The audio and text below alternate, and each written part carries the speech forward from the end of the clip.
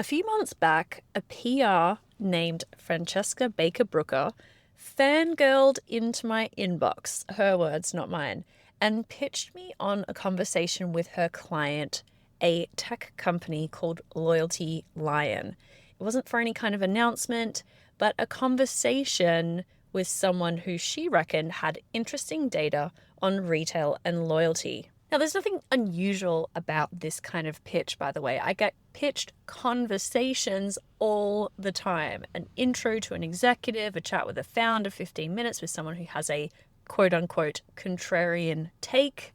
And I say no to most of them, partly because of timing and partly because of the quiet burden that a yes creates. If I take the call and the person says nothing I can use, or I've got no upcoming piece where it fits in, I'm left feeling like I owe them coverage that I just can't give to them. And so the bar for a yes, even just a conversation, is higher than people think. But for this one, I said yes. And I told them on the call candidly that I probably wouldn't use anything from the discussion for a while. The material was pretty evergreen and I had lots of other things in the queue. But here's what Francesca did next. Nothing. She didn't pester me. She didn't follow up 3 times asking when it was running. She trusted that good things take time. And the good thing eventually did come. A few weeks later, I worked some of the LoyaltyLion leadership comments into a broader piece about retail media and loyalty. And that's where this company fit naturally into this thematic kind of piece that frankly got a lot more eyeballs than a whole feature on a tech company would ever get. But more importantly, because Francesca and her client were genuinely helpful and I never over-indexed on them this time, they're going to be the first people that I hit up the next time I write about loyalty. And Francesca wrote a little post about their experience on LinkedIn afterwards, talking about how a hill I will die on is that these background meetings with relationship building chats are gold dust and always worth it. So why am I telling you this? Why am I, of all people, telling anyone how to do their job? Well, let me be clear about what I am and what I'm not. I'm not a trade media journalist. I don't call myself a journalist or an analyst. That would give both of those honest professions a bad name. I'm just a regular person who fell into this field and never really quite climbed back out of it. And these days, because I run a newsletter, a podcast, I write a column, it has happened organically. And what I am is someone who does, for those reasons, get pitched and cajoled quite a lot from a seat that doesn't fit some of those usual boxes.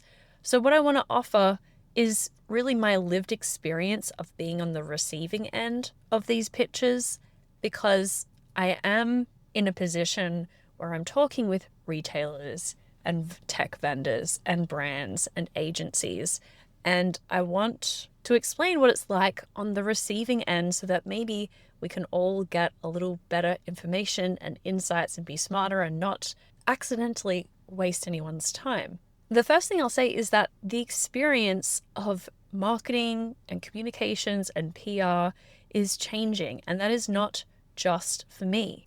For a long time, the PR playbook had a clear hierarchy. You landed the big trade or mass media placement first. That was the quote unquote real coverage. The newsletters, the podcasts, the LinkedIn crowd, those were all afterthoughts if anyone thought of them at all. But that is all changing.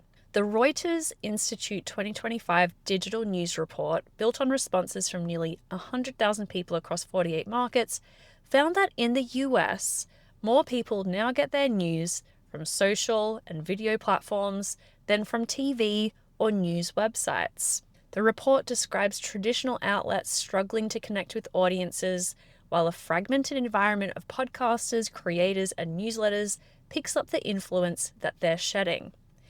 And the LinkedIn Think Boy, I have to give credit to Mike Malazzo for that term. The LinkedIn Think Boy is having a moment too. SEMrush published analysis of LinkedIn's AI visibility in March of this year, looking at 89,000 LinkedIn URLs that were cited in AI search. LinkedIn content is increasingly appearing in AI-generated responses, especially when users query professional topics, companies, executives, categories, or brands. Now, I want to be very careful here because the lazy version of this argument is that traditional media is dead. It is not. I'm a columnist at The Drum. I love contributing there. I love working with that team. And in fact, we've got a very exciting project coming up that I'll be able to talk about more soon. A strong placement in a respected traditional media outlet still creates credibility that a LinkedIn post simply can't. But the sharper, truer claim is one that Joe Gallo, who leads communications at PayPal Ads, made in his own LinkedIn post recently, saying that authority has fragmented. The reporters who cover any given space are stretched thin, they're covering more beats with less time, and a niche newsletter sees open rates that embarrass legacy publications. And as Joe put it, the programs that drove real narrative shift created those channels as primary, not as add-ons. By the way, Joe Gallo at PayPal Ads is a PR pro that you absolutely must follow if you want to learn from the best. And he talked about in his post Megan Matthews, who is now the executive director of communications at Ford Motor Company, who Joe worked with in the past. And she chimed in on Joe's post to make 2 points. One, that trust has fragmented into psychographic tribes, and influence depends on understanding the internal logic of each tribe. Something to think about. And the second one is that micro communities are replacing mass influence. Influence has become precise, not broad.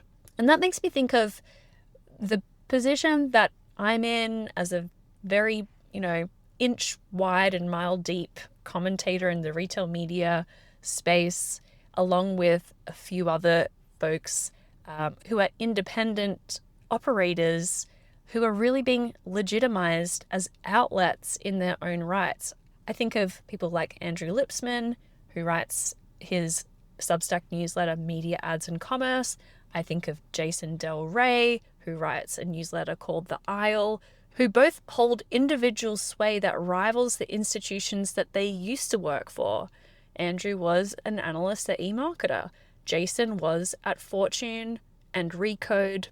And I say, bring it on. Just understand that landing with an independent, someone like Andrew or Jason or me, sometimes works a little bit differently to traditional media. So I want to share some observations and tips of how to make your narrative as a vendor or as a retailer or as a solution provider land with people like us, but also some of this is also true for traditional media as well. So I've got 4 things to share with you. Number 1 is know your audience. Now, this is so painfully obvious, and it should really be the easy part in the age of AI, but somehow it's where so many pitches fall down. So with my particular coverage, you might have noticed I don't have guests on my podcast, except for my sponsor-produced executive series, which are very sporadic. I don't cover product announcements or executive appointments, and yet I'm pitched all of those things constantly. And yes, I do notice when it happens, and it tells me that you found my email but never spent 10 minutes really reading what I do, and that is extremely off-putting, not just for me, but for anyone in this position. Now, on announcements and appointments specifically, that is a very deliberate choice. There are many trade publications that do a fantastic job of covering launches very well. They have the capacity to do it properly, and I don't want to compete with that. And frankly, every time that I have wandered into that realm by accident or because I forget my position on this, someone else gets quietly wounded that I didn't cover their announcement. And so that is why I generally stay away from that. But from the amount of pitches that I get in this area, you would think that that was like a state secret. So that's number one, know your audience.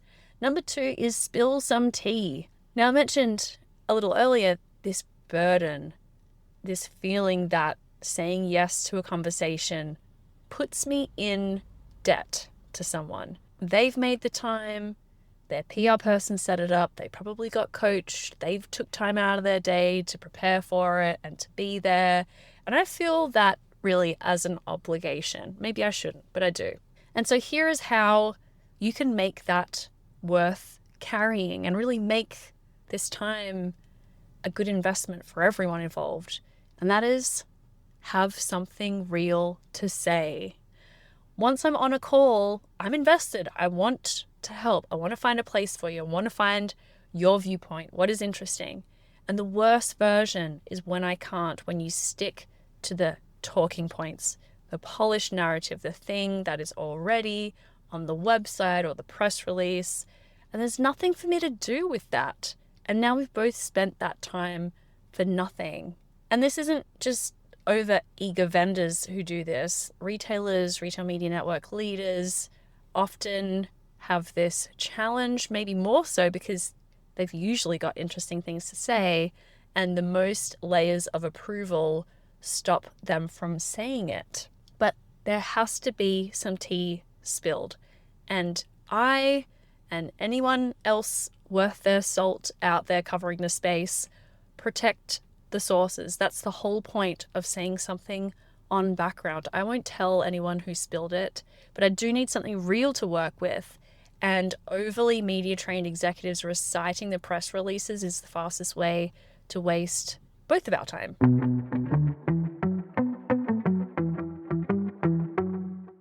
The agentic AI revolution is here, and the competitive edge belongs to those who move faster than disruption itself. Join Miracle Ads and me in New York City on June 10, 2026 for strategies, insights, and connections built for the era of agentic commerce. Discovery is shifting, media economics are following, and the brands and retailers who figure out what comes next won't be the ones who wait. They'll be the ones already moving. Join me at the Miracle Summit in New York City on June 10. Link to register in the show notes. Observation number 3, make it a no-brainer. Now, here's something I'd love to see more of. It's called a famil. Now, that might not be in your vocabulary because it's actually very specific to the travel industry. It's shorthand for a familiarization trip. It's where a host shows the media something best understood in person. And a lot of the time we're talking about ads on a website, but there really is still so much in our world that is genuinely better seen than described. And in-store retail media is an obvious one. Last year, one retailer hosted me for a tour of their stores and walked me through what makes them different, because they really were trying to do something different that people didn't really understand. It wasn't excessive. They didn't try and pay me off. They didn't lean on me for positive coverage. But because my understanding of their value proposition deepened so much, I genuinely had more positive things to say, and I found many more organic reasons to reference them in coverage months later. It really works. Now, contrast that to an invitation I got recently from a PR at another retailer. Come to our 3-day media event, pay for your own travel, and it's in 3 weeks. That was a pretty easy no from me. So I think there is a huge opportunity here to build individual relationships with the media by doing these kind of famils. And it doesn't have to be fancy. It doesn't have to involve first-class flights or 5-star hotels or anything like that. But walking the store with an executive, them pointing out things to you. That is a very compelling way to showcase what you're doing and build a personal relationship. I'd love to see more of that. Now, other big industry events, this is a huge part of our industry, and I'll just share a couple of things that get my attention personally. One example was from Shop Talk in the spring. Burns & Co., who is a big PR firm, hosted a really great press breakfast at Shop Talk. They brought in Zia Danielle Widger, who is the global president at the event's parent company Hive, and she shared some behind the scenes insights from the event, which was great. It was a little bit of, behind the scenes, and they brought in an interesting panel with a tech vendor and a retailer. It wasn't flashy, it wasn't seemingly too difficult to organize, but media people love an opportunity to meet each other and, yes, exchange a little bit of gossip. And it is, frankly, a welcome break from the pitch treadmill as well. So that was great. And it got people talking, and it got people talking about that vendor on the panel as well, which otherwise I wouldn't have engaged with. So great job there. Secondly, with big industry events, this is an opportunity that a lot of vendors and retailers take to make a big announcement about some new capabilities, some new integration.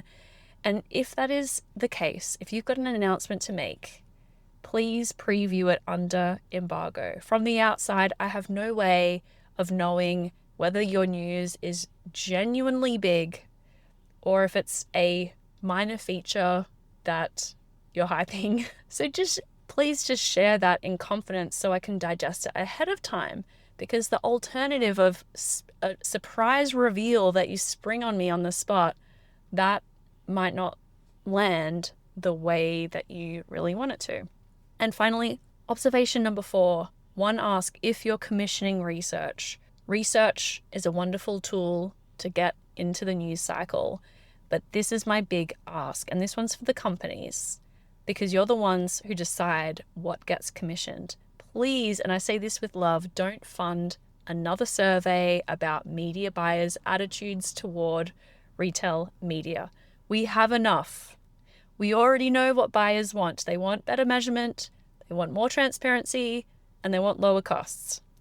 And another self-reported preference survey isn't going to produce a novel perspective at this point. But you know what would, and we don't get nearly enough of, is research built on your own data.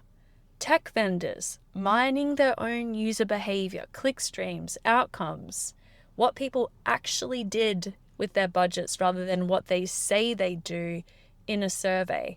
Now, that could be harder to produce, but it's also genuinely novel, and it will stand out in a sea of sameness. So this is a little bit of a rant, and I want to just underscore that this doesn't come from a place of ingratitude. I am so privileged to be in this position where I get to comment on the industry and share different perspectives and highlight different voices, and really great PR people make this whole thing a pleasure. I have met so many wonderful, generous, insightful PR people. But I just want to share how those pitches land, because I suspect many of you genuinely want to know, and very few people on my side of the inbox share it candidly. So consider it said. Now please spill some tea. Thanks for tuning in, and I'll catch you tomorrow.